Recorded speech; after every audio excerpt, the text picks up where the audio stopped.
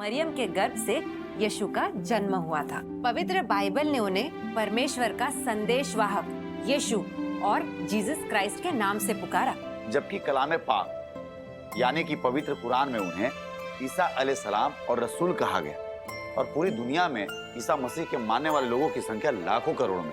और ईसाई धर्म के अनुसार यीशु ने बहुत सारे चमत्कार किए। उन्होंने 40 दिन तक लगातार उपवास भी किया और यहाँ तक कि क्रॉस पर लटकाए जाने के बाद भी मृत यीशु फिर जीवित हो उठे। और ईसा मसीह ने कहा था कि अहिंसा व्यक्ति का सबसे बड़ा धर्म है। अगर कोई व्यक्ति आप पर हिंसा करता है तो आपको जो है उस व्यक्ति पर हिंसा नहीं करनी चाहिए। बिल्कुल सही कहा आपने। और यीशु ने अपने समाज में क्षमा मांगना सिखाया। ईसाइयों का तो मानना है कि वो आज भी जीवित है, एक पवित्र आत्मा के रूप में उनके साथ रहते हैं और उनके पापों को क्षमा भी करते हैं। मम्मी, आज आप हमें जीसस क्राइस्ट की कोई अच्छी सी कहानी सुनाइए। वो क्या है ना, आज हमारे स्कूल में फैंसी ड्रेस कंपटीशन था, तो बहुत से बच्चे सांता क्लॉज बन के आए थे और हमें उस बारे में जानकारी है नहीं, तो आप वो जानकारी साझा कीजिए और आगे आप बताइए। हाँ मम्मी, सुनाइए, बहुत मजा आ जाएगा। ठीक है, तो हम तुम सबको यीशु के जीवन के 2 प्रसंग सुनाएंगे और उन्हें सुनकर तुम्हें उनके विराटता का ज्ञान होगा। ठीक है, सुनाइए। एक बार अपने बहुत से शिष्यों के साथ यीशु गांव से गुजर रहे थे।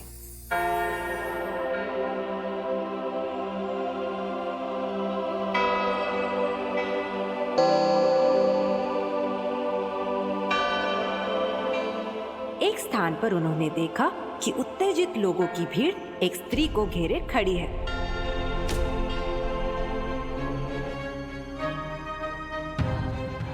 उन्होंने वहां खड़े व्यक्तियों से कारण पूछा तो सारे लोग उस स्त्री को पापीपन बताते हुए उसे दंड देने की घोषणा करने लगे।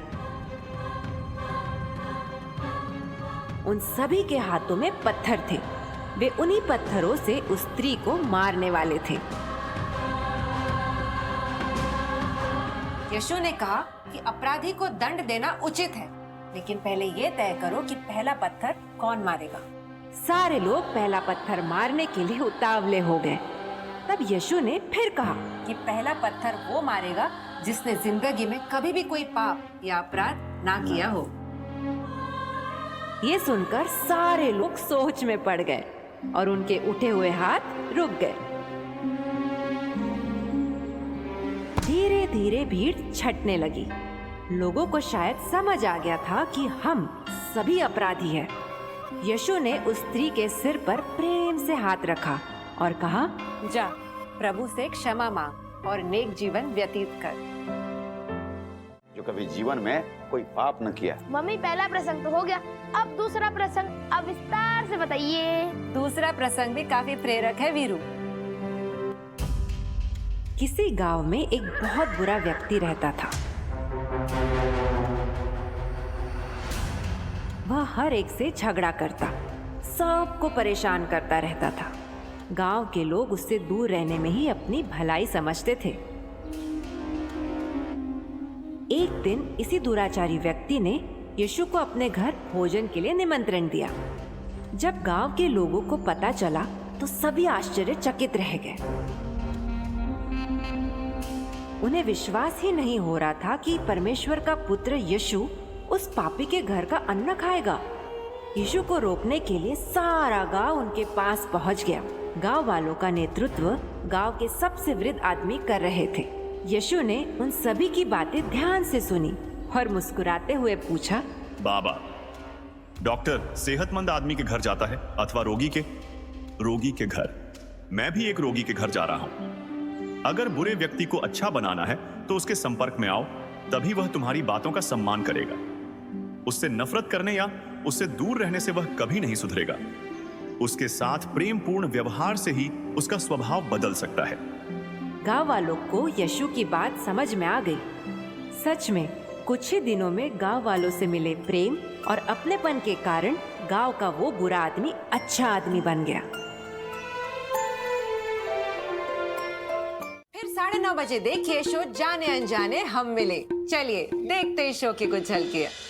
आखिर आपने मेरी पहली रसोई का मीठा खा ही लिया। क्या? इसलिए मैं नहीं मानता। आपके मानने ना मानने से क्या होता है? अब तो आपने लड्डू खा लिए ना। और जैसा कि आपके घर में रिवाज है कि पति अपनी पत्नी को पहली रसोई पूरी होने के बाद गिफ्ट देता ही है, तो मुझे भी एक गिफ्ट चाहिए। ऐसा क्या ही मांगेगी जो मैं इसे नहीं दे सकता? मेरी जॉब जो आपने मुझसे छीन ली थी। रात 10 बजे देखिए हमारी प्यारी वसु को शुभ वसुधा में। तो आइए आपको दिखाते हैं वसुधा की कुछ प्यारी सी झलकियां। पेशेंट को खून चढ़ाना होगा। आप शुरू कीजिए ना।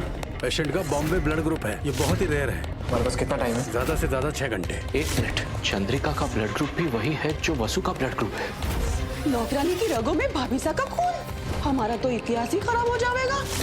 ना ना ना, ये तो मैं बिल्कुल ना होने दूंगी।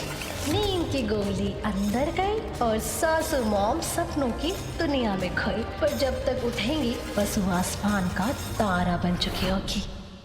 फिर 10:30 बजे देखिए जमाई नंबर 1। चलिए देखते हैं शो की कुछ झलकियां। अगर वो लेटर रिद्धि के हाथ लग गया तो सब खत्म हो जाएगा। मैं मीटिंग शेड्यूल करवाती हूँ। अगर धुएं की वजह से ये फायर अलार्म बच गया ना, तो छुटवानी तेरी जिंदगी के सारे अलार्म बचा देगी। रिद्धि बेटू, रिद्धि बेटू।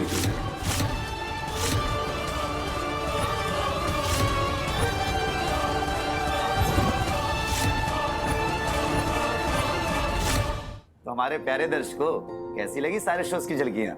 मजा आया ना? तो चलिए हम चलते हैं साक्षी जी और अपने पूरे परिवार के साथ क्रिसमस मनाने। लेकिन आप जो है भैया जुड़े रहिएगा जी टीवी के साथ। तो कहा है कि हो सकता है क्रिसमस के शुभ अवसर पर जी टीवी के सारे शोज में क्रिसमस से संबंधित कुछ नया आपको ट्विस्ट और ड्रामा देखने को मिले। क्या साक्षी जी? जी बिल्कुल। और आप इसी प्रकार अपने सराहना, सुझाव, शिकायतें हमारा परिवार के व्हाट्सएप या मेल आईडी पर लिख भेजिए। हम कुछ अपने कहेंगे, ज्यादा आपकी सुनेंगे, क्योंकि प्यार से भरा संसार दिखाएगा हमारा परिवार।